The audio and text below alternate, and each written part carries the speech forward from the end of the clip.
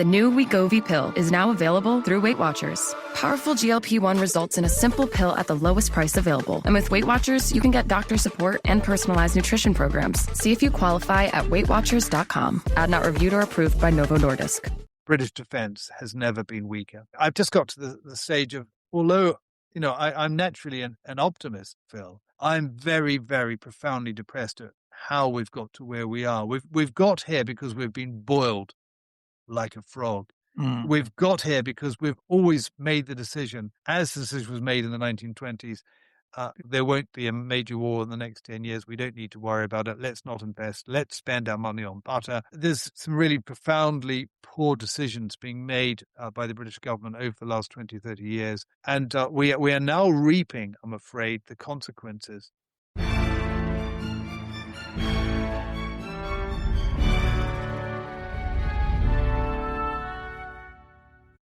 Hello, I'm Zeb Baker-Smith, editor at Aspects of History. This week on the podcast, historians Robert Lyman and Phil Craig move between modern Britain and the interwar years to ask a disturbingly familiar question. Why do we keep repeating the same mistakes when it comes to military preparedness? Drawing on Robert Lyman's recent book, Victory to Defeat, written with General Lord Dannatt, the discussion explores how Britain's formidable military machine of 1918 was allowed to waste away, even as other powers, most notably Germany, absorbed and applied the lessons of British success. The failure to prepare for war or to apply credible deterrence in the 30s would have grave consequences. Are we witnessing a similar pattern today? And should we rethink the balance between being good global citizens and exercising hard national power? Coming up later in the month, Bruce Chilton joins me to discuss Berenice, the Judean queen and descendant of Herod the Great, who became an influential player on the stage of Roman politics, conquest and empire in the second half of the 1st century. But for now, we're in good hands with Robert Lyman and Phil Craig.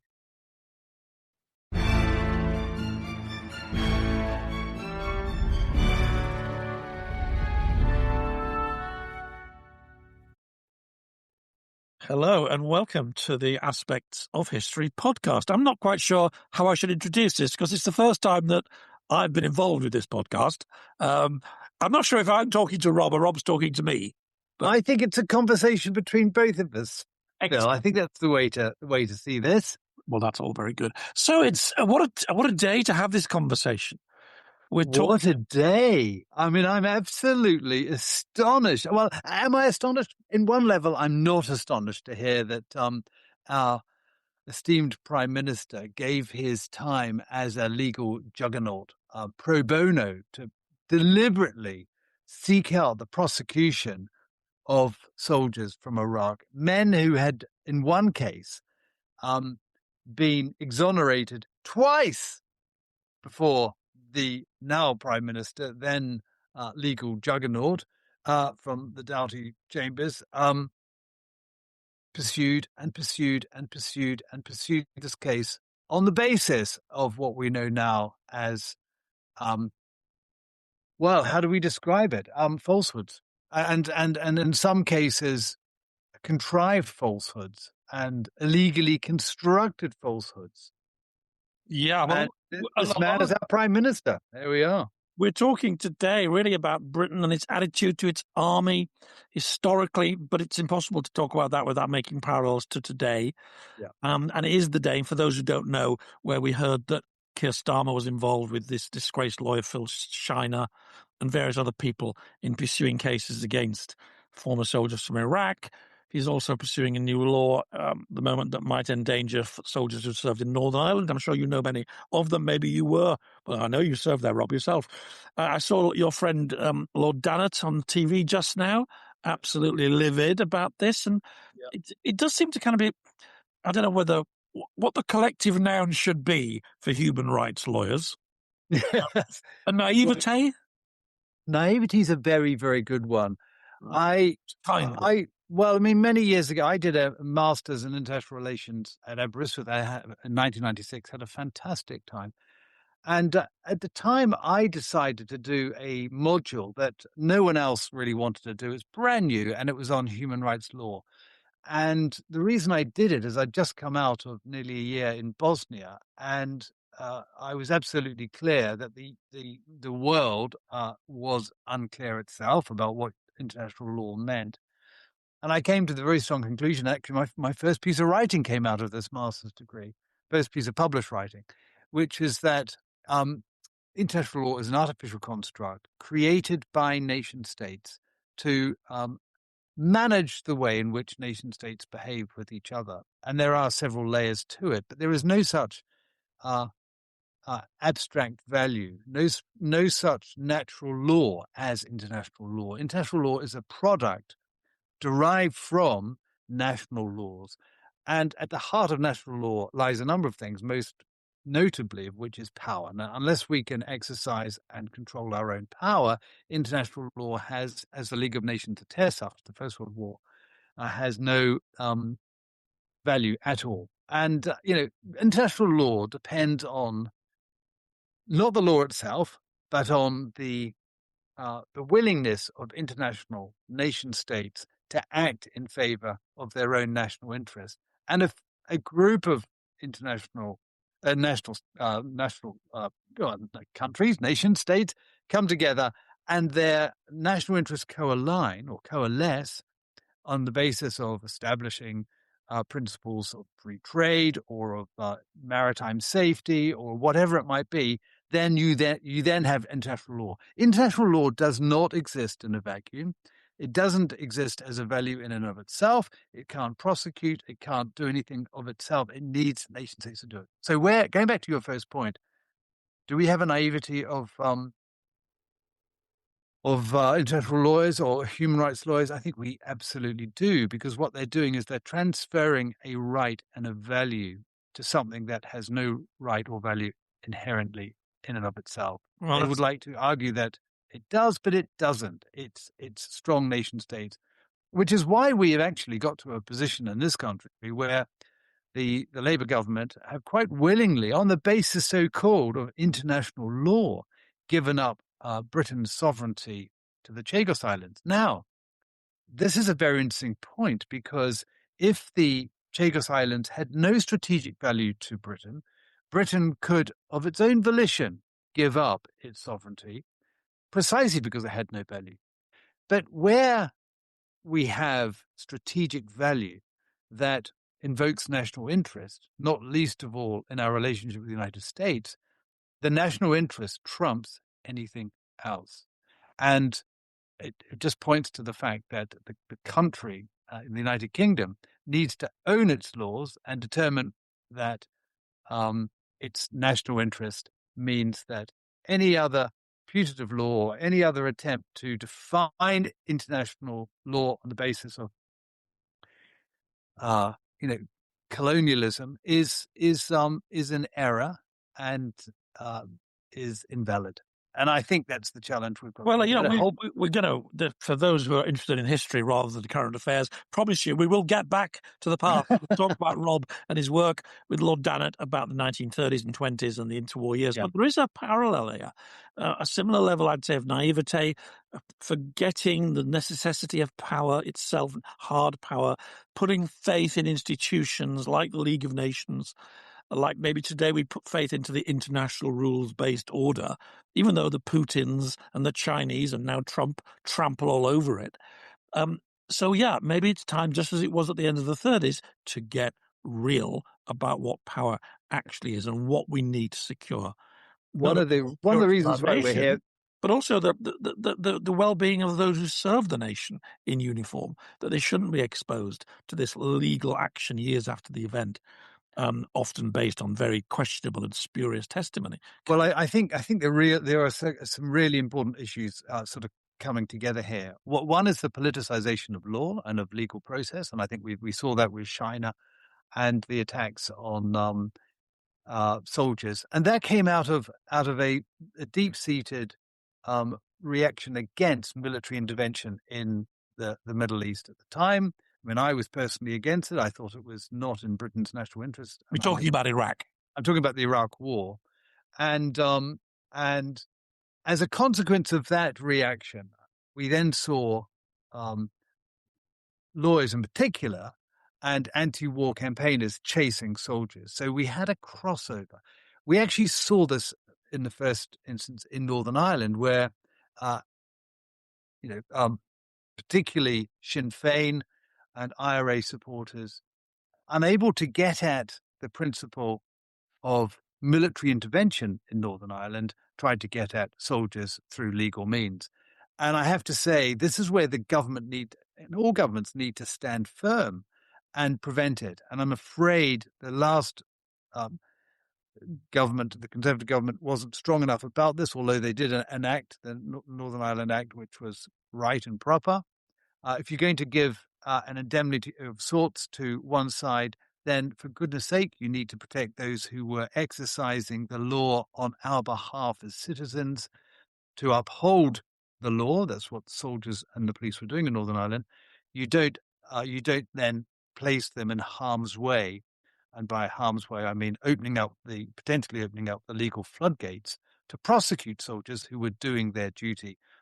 Now, just for this sake of clarity, I'm not for one moment, and no one on my side is arguing that anyone who misbehaved in the armed forces in Northern Ireland should not be prosecuted. Absolutely, they should be, and they should be prosecuted with the full force of the law, as indeed many have done. And I've known one or two who, one of them very close to me, who were prosecuted for taking the law into their own hands. But we're not talking about this. The current Labour government is basically allowing, in my view, people who were terrorists off scot-free, whilst opening up the floodgates to legal challenge from people who don't have our country's best interests at heart.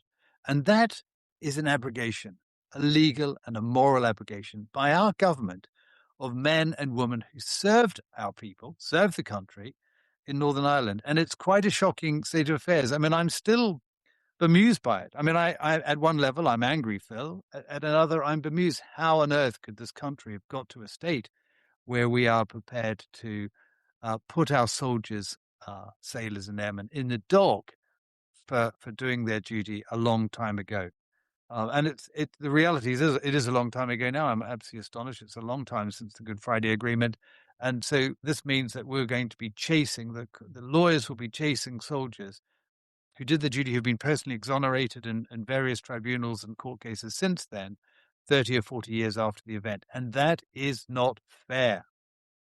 Indeed, indeed. Well, let's move back in time a little bit, because we did promise people that we'd talk about your wonderful book, which you wrote with Lord Dannatt, former head of the British Army, about another era of naivete, where Britain, having ended the First World War with an extraordinarily successful army, a lot of people don't know just how good the British Army and the Commonwealth armies got in the final year of the First World War, because we all think about the Somme and lions led by donkeys and Blackadder. Exactly. But, that 100 days campaign, oh my goodness, that was extraordinary. And I'm sure you'll talk about that. And yet somehow, in the years that followed, between that glorious moment and the beginning of the Second World War, so many things were forgotten, neglected, which resulted, of course, in the disaster at Dunkirk.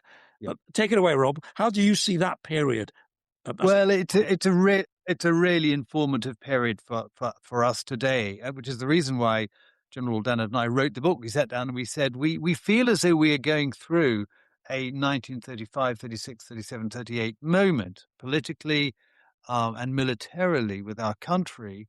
And people aren't aware that history doesn't repeat itself, but there's an enormous amount that we can learn from history in terms of how our politicians and our political betters and masters can make decisions today based on what's happened in the past.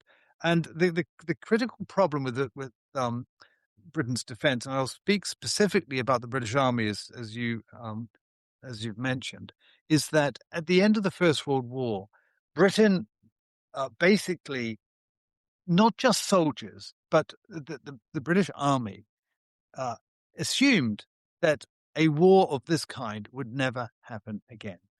And the army went back to effectively a 1914 footing. There are many examples of people saying in 1918, thank goodness that's over, we can go back to real soldiering. I mean, people did say this. Pig sticking on the northwest frontier. That's precisely it, because Britain's army from the 1880s had been designed to protect its far-flung empire. Mm. It wasn't designed to fight continental-style wars. Britain had always stayed out of continental-style wars. We didn't have continental-style armies. We didn't have very large armies. We didn't have the Napoleonic levée en masse, so large numbers of people equipped with bayonets. And as a consequence of that, we didn't have the same sort of slaughter in Britain that continental nations had suffered for many centuries. Of course, the last time we as a country had been involved in Europe was largely accidentally. It was 1814, leading to the Battle of Waterloo in 1815. And prior to that, 100 years before, in the Marlborough campaigns, the Rhine and the Danube. Now, that's they were exceptions to the rule. But in 1918, we, the British Army, deliberately decided to go back and recreate our gendarmerie army, our army that was designed to garrison India and parts of Africa and far-flung parts of the empire as well. And all the lessons, frankly, the lessons of fighting a high, intense campaign against a peer adversary in Europe were forgotten. And I'm not exaggerating. We did forget them. There wasn't a lessons learned exercise from the Great War until 1932. And even then it was badly done. This is really, really important for lots of reasons. And I'll just quickly go through them. If you don't have an army that is able to fight at a high intense level against a peer adversary, let's just say, for sake of argument, the Russians, or anyone else for that matter, you have to, in peacetime, you then have to create that army. You have to create that capability. As military people like using the word capability. Because it talks about the spread of activities that you need to have to be able to deliver. Another phrase that soldiers like to use, combat effect. What is the effect on the battlefield? You have to create it in wartime. And of course, when you create things in wartime, you're doing it quickly. You are having to rebuild, retrain, rethink how war is fought. You have to start from scratch. So wouldn't it be much better if you retained the knowledge and ability and the techniques able to fight a high intense campaign in peacetime? And that's what the British Army failed to do between 1918 and 1940. And it's something... Was it because it was starved of money, or was it actually a decision they'd taken irrespective of political pressure? It's a very, very interesting question. Because there is this thing called the Great Depression you may have heard of. Yeah, well, you know what? Let's not agree. I'll challenge you a bit. Come on, Rob. No. Why are we paying for all these bloody soldiers? Let me just say something that might surprise you. Money absolutely is important, but it's nothing. It has nothing to do with a failure to think. Because who did think about the great successes of 1918, and who did convert those lessons and successes into a nascent army, even though they themselves didn't have any money until the mid-1930s? And the answer, of course, is the Germans. Immediately after the First World War, the Germans, who the Versailles Treaty allowed to march the troops back into Germany with their weapons, began trying to understand why they had been so savagely defeated in the 100 Days battles at the end of 1918. And we don't have a huge amount of time to go through this, but suffice it to say, the British Army in particular, having received quite a bloody nose in March and the great Easter campaign. Yes, and the German campaign, the St. Michael Offensive in particular, in March and April 1918, but had not been defeated and had managed, despite some significant withdrawals, managed to absorb and withstand and repel the German offensive. How did they then come back with quite some aplomb, really, in August to November 1918 and defeat the Germans so decisively? And it's absolutely true. I mean, Ludendorff had a mental breakdown as a consequence of seeing how successful the Allies were at unpicking the Hindenburg Line and defeating his huge defense in depth. Now, there's a massive subject here, but 1918, the starting point is that 1918, and certainly the second half of 1918, that period that led to the ceasefire and the end of the war on the 11th of November 1918 was a dramatic success for the British Army. Now, it's very interesting that on the one hand, I say the British Army then completely forgot why it had won. It forgot, it didn't do any analysis. It didn't embed those lessons into its structures and the way it operated in the years after that, because we went back to a 1914 army that, as I've said, was focused on defending the empire. But the Germans did pay attention, and von Seeckt and a number of others who were responsible for the Reichswehr in the early to mid and then subsequently the late 1920s took the 100 Days campaign apart and realized that the British Army had taught the Germans something really quite extraordinary. And they then, the Reichswehr, this is the Which is basically what you'd call combined arms warfare, isn't it? It's fast-loading large, columns, armor, aircraft, instant communication. It's a combination. It's saying, what do we want our army to do? So we need to set it an operational objective. We don't simply want it to fight a battle. We need to understand what the battle is for. Is the battle simply to defeat the enemy in front of us and kill lots of the enemy? Or is it to break through and capture a piece of ground or a river or a road or a city which will have a strategic impact on the enemy? And the important thing in 1918 was being able to break through the German defenses, to be able to use a word I end up using quite a lot, to discombobulate the Germans, to make them make decisions themselves that don't make any sense, to get within their decision-making cycle, and to capture the Hindenburg Line, because the British had been fighting a defensive war for quite a long time, and the opportunity of breaking through and proving that the Germans were vulnerable was critically important. And the Hindenburg Line became the first target of Rawlinson's First Army when the battle began on the 8th of August 1918, and he very successfully got there. It was really quite an extraordinary campaign. But the most important thing is therefore having an objective. And if you have an objective, what you then need to do is you need to say, well, how do I bring my military capability, my tanks, my infantry, my armor, my aircraft, how do I bring all that together to be successful? And that then leads you to think, to quote a modern phrase, outside the box. So, for instance, if your target is the Hindenburg Line, you don't have to fight everything you come up against. You just need to get through the enemy, leave pockets of resistance behind, and get to the Hindenburg Line.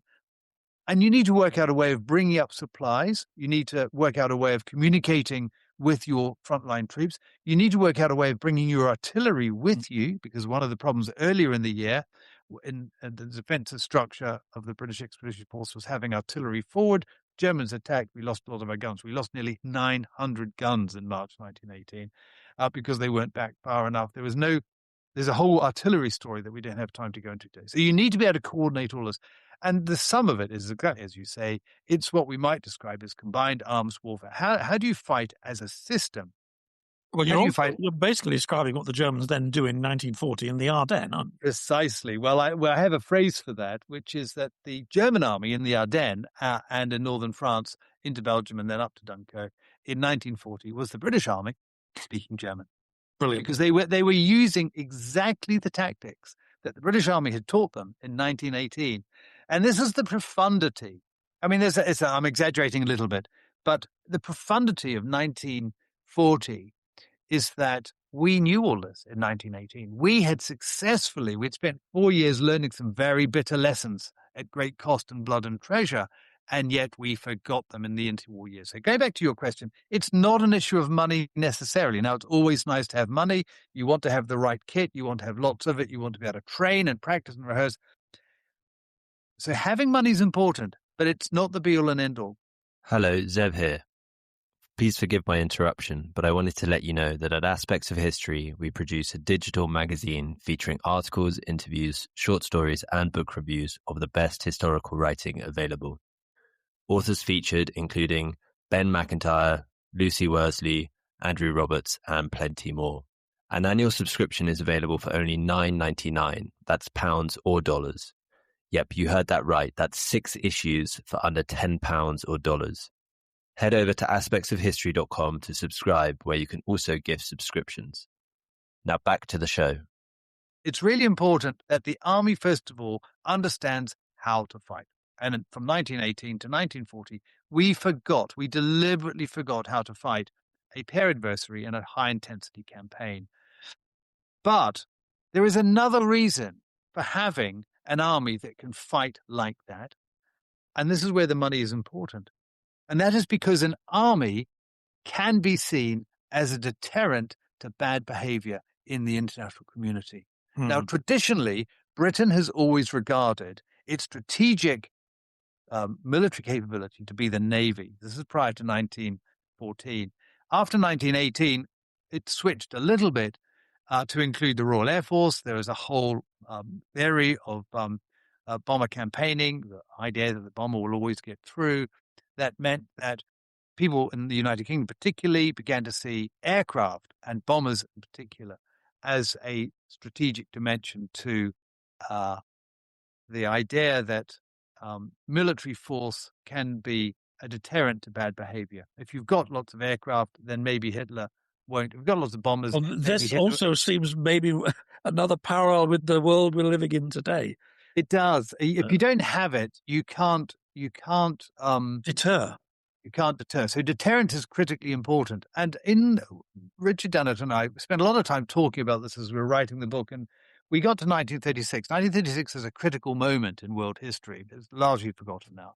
It is critically important because of the remilitarization of the Rhineland. Just give me a minute and I'll quickly explain. In the Treaty of Versailles, about 20% of all German territory, the Rhineland, which is essentially the Ruhr, the land running down the River Rhine, including the industrial Ruhr, was demilitarized, which meant that the German army could have police there, but not armed troops. They could have unarmed troops, but not armed troops. It was demilitarized. And Britain and France kept a military force in the Rhineland all the way down to Cologne until 1930, when it was withdrawn for reasons you mentioned earlier of the Great Depression, and Britain basically ran out of money and the troops came home. That was the first British Army of the Rhine. Yes. So that was withdrawn in 1930. And in 1936, Hitler, who was at the time, of course, he'd become chancellor, he'd forced himself into a position as chancellor in 1933 through illegal means, very well attested now. But he spent the first 3 years trying to build up his power base. And a really fundamental part of Hitler's power base was the armed forces, which he called the Wehrmacht, Wehrmacht is Army, Navy, and Air Force together. And in order to be able to assert his control over them, he began promising them more and more. There is a latent militarism in Germany, of course. And one of the things that he thought would give him control over the armed forces and enable him to secure his power base was by remilitarizing the Rhineland, giving Germany a bit of confidence and swagger back. And he initiated the remilitarization, troops marching back into the Rhineland. Now, we know now, in fact, we knew very shortly after this happened, that he was terrified lest Britain and France responded and sent troops to push the Germans out. And we now know that he would have withdrawn his troops immediately had Britain or France sent in even a division of troops, or even threatened to do so. Britain and France had lost their mojo. A little bit as we have today. We don't really know how to deal with these big, swaggering, power-crazed totalitarians in Europe, like Putin. We have no idea how to deal with them. We don't know how to manage power anymore. Although these people do. They exercise power fantastically. Trump, for all his other weaknesses, knows how to wield power. We don't. We've forgotten it. We've lost our mojo. We had lost our mojo in 1936 and we didn't respond. If we had sent a air mobile division, flown them into Cologne and Dusseldorf and Munster and so on the airfields, and marched our troops back into the Ruhr, Germany would have withdrawn its troops and we probably would not have seen the Second World War. That's quite an amazing thought. And I'm not sure many people know quite. Everybody talks about Czechoslovakia, but actually you're right. That was such a turning point. Did they appeal to international bodies like the League of Nations? Or did they look at that? Well, the League of Nations, sadly, by this time had been completely eviscerated morally and legally because it had never been signed off as law in the United States.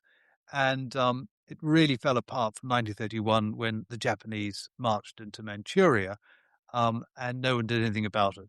So although the League of Nations did exist, the ability, which goes back to my first point about nation states being able to exercise their own power to ensure their own national interests were retained, everything reverted to that, and international law, frankly, didn't really exist in the way that we know it today.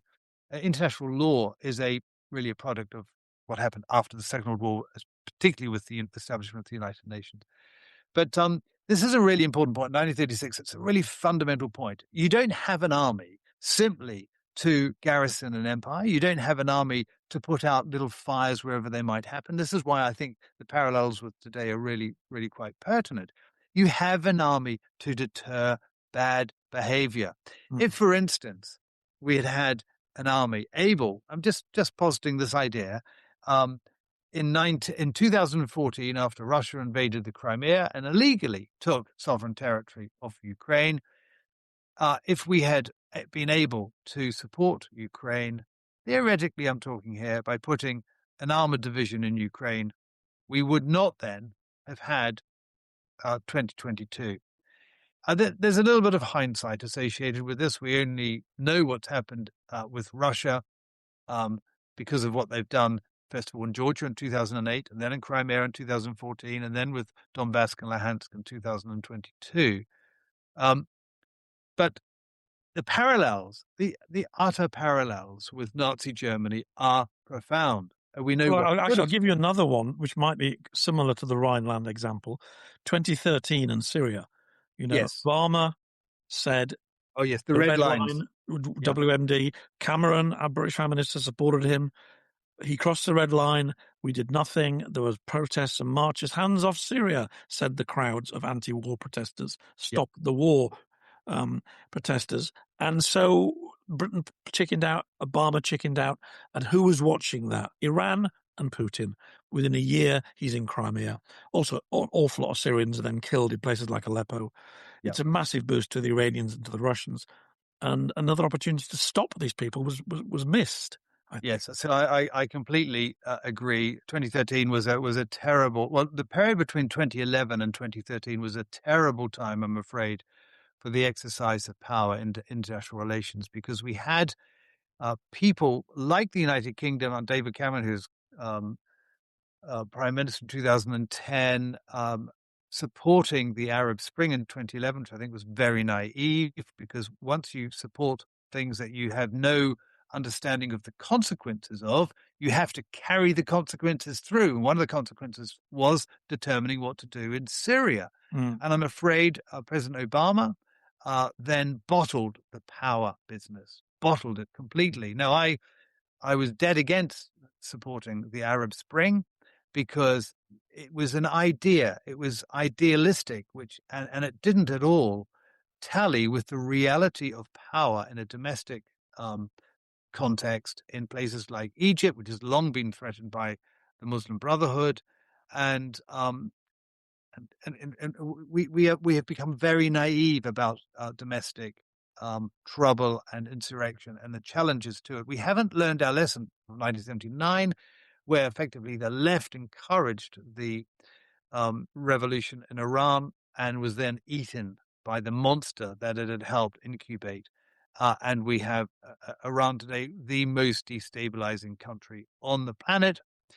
Korea is another example, but it's not actively trying to destabilize its neighbors in the way that Iran is. Iran has been operating a caliphatic empire right from the beginning, and it's destabilized the whole of the Middle East. The Middle East is not where it is today as a consequence of European colonialism. It's where it is today as a consequence of Islamic colonialism, which actually began in 1979.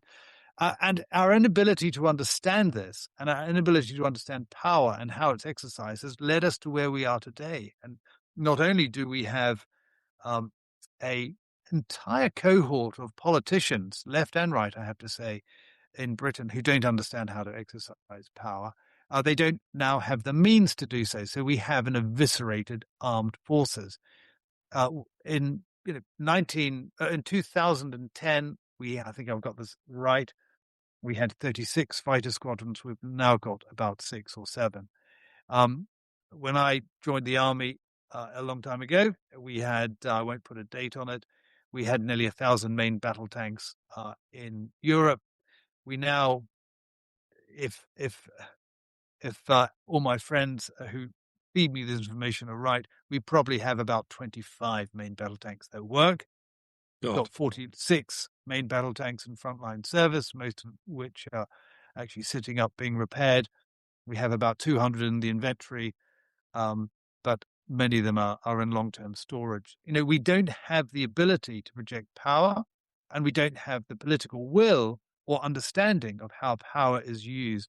So this is it's a real challenge. We have never before been so profoundly weak in the United Kingdom. I mean, there has never been a time in recent centuries where Britain has been as weak as it is today. There is so much talk of rearmament. There is so much talk of raising under pressure from Trump, but also the Poles and the Germans seem finally to be getting there. The Poles led. Germany seems to be getting into the rearmament business. Yeah. And the Poles have been doing this for a number of years, and I have to say I applaud them massively.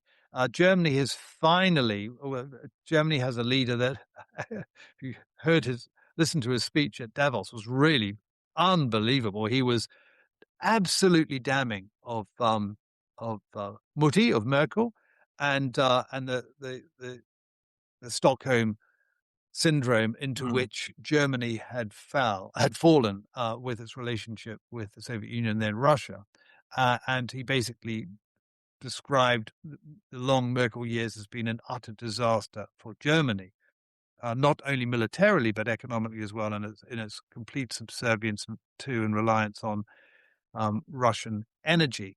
But we have a real problem here where we've got a government on the one hand that says, yes, we recognize the importance of defense, and I've written quite a lot about this publicly, and yet is doing absolutely nothing to put money behind defense and to rebuild the defense of this country. I'm not just talking about the army, I'm talking about the Air Force and the Navy as well, and our strategic defense as well. Basically, our strategic defense is based on what is known as the CASD, the Continuous At-Sea Deterrent, our nuclear submarines with the Trident missiles in them, one of which is at sea at any one time. The problem is anyone in the know, and I've been associated with this over the last couple of years, recognizes that the state of those submarines is in a very poor way.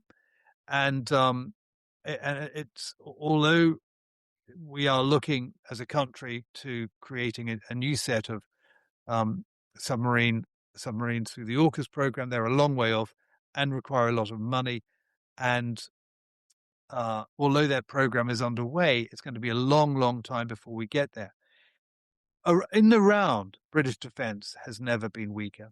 And I've just got to the stage of although, I'm naturally an optimist, Phil, I'm very, very profoundly depressed at how we've got to where we are. We've got here because we've been boiled like a frog. We've got here because we've always made the decision, as the decision was made in the 1920s, with the 10-year rule, there won't be a major war in the next 10 years. We don't need to worry about it. Let's not invest. Let's spend our money on butter. There's some really profoundly poor decisions being made by the British government over the last 20, 30 years. And we are now reaping, I'm afraid, the consequences. But it's not just military. This is a really important thing about where we are as a country. There have been investment decisions made that mean that we no longer have the ability to build our own equipment. So, for instance, Britain no longer has an ability to create steel. The steel in the new AUKUS submarines is going to come from France, who has retained a strategic capability in a whole range of areas that we have willingly given up to investors from abroad, be they private equity or Chinese investors or American investors. So there is very, very little, in fact, in terms of what we have as a country that we now own and we can use as a basis for rebuilding ourselves. Going back to that point, politically, it needs a government that doesn't just say defense is important, it actually puts money behind it. So we've run beyond our half hour, but just as a final concluding thought from you, based on everything that you've done and written about the 30s and the 20s, if you were called up tomorrow by the defense secretary and said, okay, Rob, take your point. Here's a clean slate. Plan with the next 5 years. What do we do? And is there a chance it could be done, do you think? Be done. It's going to be difficult, but it's going to be done, and it could be done in 5 years. The most important thing is telling the nation why this is important, because the rebuilding of our armed forces is going to require everyone in the country getting behind the story. And I'm afraid we seem to be so bitterly divided politically, indeed, and socially perhaps, around the nature of the threat. No one in government is articulating the nature of the threat. We have some very, very smart people and organizations and business and parts of government that are articulating the threat. Last year, we had the head of Secret Intelligence Service. We had the current Chief of the Defense Staff a few weeks ago articulating the threat in very clear and unambiguous terms. And yet nothing happens in government. So I think we need the Prime Minister sitting down and saying, okay, we are going to change course as a country. This is fundamentally important. We have made ourselves weak, deliberately so, and we need to turn a corner. And that's the first and most important job of a government. And it's my first and most important job. And this is what we're going to do. And there's very simple things that we can do straight away to rebuild our Air Force, our Army, and our Navy. It's going to require a lot of money, and it's going to require buying from abroad, but it can be done. But the most important thing is actually getting the people on side. You just sort of have a sense of that psychologically the current leadership, they're just not like that. They just don't think like that. Their instinct is to be against that sort of thing. Their instinct is to say, we need to have more prosecutions for previous offences we might have made in the past, and atone for the sins of colonialism and give away more territory and drag more soldiers into the courts. And so, Yes. like you, I'm kind of depressed about all that. I'm sure there are people out there, even in the Labour Party, who would gladly call you up and say, come on, here you are, Rob, help us make things better. But I just don't think they're running it at the moment. No, I'm afraid we don't have, from everything and today's news about our Prime Minister's background and history with the Iraq War inquiry, we don't have a political class in charge of the country that actually knows the scale of the problem, is prepared to embrace it, and to undertake the change that's necessary. I don't see this outside of a general election. I think I might have to go into the garden and start digging my animal shelter. To be honest, we're not giving our audience much hope here, but it was a fascinating conversation anyway. Well, I think we need to have the conversation, and but don't be depressed. I mean, there are always, as I said, I'm an eternal optimist. There are just talking about it and engaging intelligently at a political level on this subject is incredibly important. Writing books about it, writing articles, keeping the government on its toes is incredibly important. And I think one of the real dangers we've got is that everyone I speak to says, "Well, Rob, defense is critically important. Why has the government let it go?" And I agree. And so I think everyone I speak to in the country agrees that we need to focus more on defense at a strategic level. We need to make sure that we're not in the 1937-38 moment. And if we're all doing this, then the message will get across. It's a matter of keeping plodding on, I'm afraid. All right. KBO, I salute you for your indefatigability, and I'll see you soon. Thanks so much, Rob. Thanks, Phil. All the best. Bye. Bye. Thanks so much for listening. Links are in the show notes. Please share with friends and family and keep your eyes peeled for new episodes. And if you want to get in touch, you can through X or email history@aspectsofhistory.com. But until then, thank you and good night.